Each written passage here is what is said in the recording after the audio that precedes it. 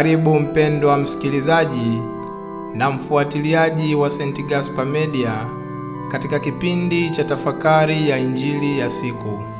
Leo Jumamosi, juma la 34, kipindi cha kawaida, mwaka C wa Kanisa.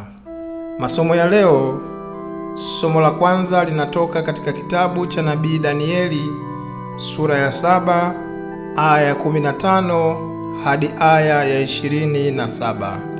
Na somo la Injili linatoka katika Injili ilivyoandikwa na Luka sura ya 21 aya ya 34 hadi aya ya 36. Karibu tusikilize Injili. Somo la Injili ilivyoandikwa na Luka. Yesu aliwaambia wanafunzi wake, "Jiangalieni mioyo yenu isije ikalemewa na ulafi na ulevi na masumbufu ya maisha haya. Siku ile ikawajia ghafula kama mtego unasavyo. Kwa kuwa ndivyo itakavyowajilia watu wote wakaao juu ya uso wa dunia nzima. Basi kesheni ninyi kila wakati mkiomba, ili mpate kuokoka katika hayo yote yatakavyotokea na kusimama mbele za Mwana wa Adamu." Neno la Bwana. Sifa kwako Kristo. Kesheni kila wakati, ndugu, kila wakati mpate kuokoka. Kesheni kila wakati, ndugu, kila wakati mpate kuokoka. Ndugu wapendwa katika Kristo, karibuni tutafakari ujumbe wa neno la Mungu siku ya leo unaotualika kutafakari juu ya utayari wetu katika siku za mwisho. Leo kwa namna ya pekee, Bwana wetu Yesu Kristo anatufundisha na kutuandaa mimi na wewe kwa ujio wake akisema, "Basi kesheni ninyi kila wakati."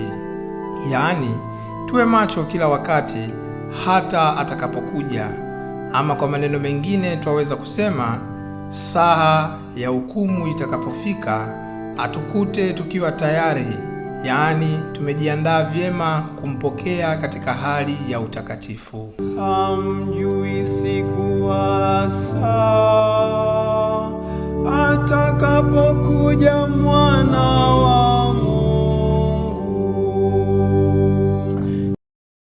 Katika mafundisho ya Kristo juu ya mambo yahusuyo nyakati za mwisho, Kristo ametumia mifano kadha wa kadha. Mfano maarufu ni ule wa mwenye nyumba na mwivi, kama tunavyosoma katika Injili ya Mathayo sura ya 24 aya ya 43 na Injili ya Luka sura ya 12 aya ya 39, ambapo Kristo anatufundisha akisema, "Lakini fahamuni neno hili, kama mwenye nyumba angalijua ile zamu mwivi atakayokuja, angalikesha, wala singaliacha nyumba yake kuvunjwa." Fundisho hili ni uthibitisho kuwa Kristo hakuacha kuwakumbusha wafuasi wake juu ya kukesha, yaani kuwa tayari, kwa kuwa hakuna ajuaye hiyo siku wala saa atakayokuja ila Baba wa mbinguni peke yake. Rejea Injili ya Mathayo sura ya 24 aya ya 36.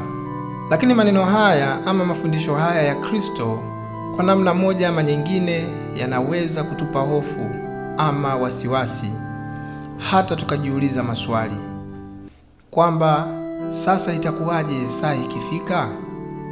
Kwa kurejelea mfano wa mwenye nyumba na mwivi, tunaweza tukajiuliza, mbona wenye nyumba huweka ulinzi kulinda mali zao ili mwivi asiweze kuiba?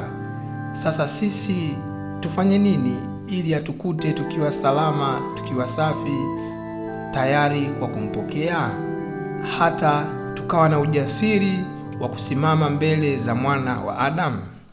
Jiwekeni tayari kwa ujio wake, msije mkaangukia hukumuni.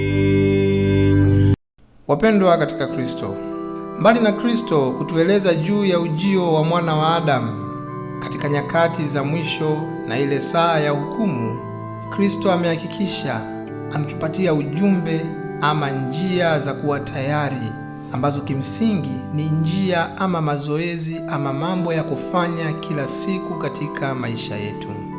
Leo katika Injili anatufundisha kuachana na ulafi, ulevi na masumbufu ya maisha haya. Yaani ni mwaliko wa kutuhamasisha kuwa na maisha ya fadhila, kuwa na kiasi katika maisha yetu, mwaliko wa kujibandua ama kutofungamana na malimwengu, bali kuwa na muungano naye siku zote, ili mioyo yetu iwe chemchemi ya maisha ya ushuhuda wa maisha ya upendo na fadhila. Katika kukazia juu ya maisha ya fadhila na kiasi, Mtume Paulo katika waraka wa kwanza kwa Wathesalonike sura ya 5 aya ya 8 anatusisitiza sisi wana wa nuru akisema, lakini sisi tulio wa mchana tuwe na kiasi, hali tukijivika kifuani imani na upendo, na chapeo yetu iwe tumaini la wokovu. Huu ni mwaliko na msisitizo juu ya maisha ya kiasi na fadhila za imani, matumaini na upendo. Wapendwa katika Kristo, katika aya ya 36 Bwana wetu Yesu Kristo amekazia juu ya kukesha tukiomba ili tupate kuokoka. Hii ni njia nyingine ambayo itatusaidia kujiandaa na kujiweka tayari kwa ajili ya ujio wake. Huu ni mwaliko wa kudumu katika maisha ya sala. Kwa njia ya sala tunakuwa na muungano na Kristo, na yeye anatuimarisha, kwani peke yetu hatuwezi sababu ya udhaifu wa mwili, ijapokuwa roho zetu zi radhi kumfuata yeye, kuungana naye yeye, kumtumikia yeye na kumwabudu yeye siku zote za maisha yetu. Kwa namna ya pekee, mara zote tunaposali sala ya Baba yetu, tuombe na kusali kwa imani na matumaini, hasa pale tunaposali tukisema, usitutie katika kishawishi, lakini utuopoe maovuni.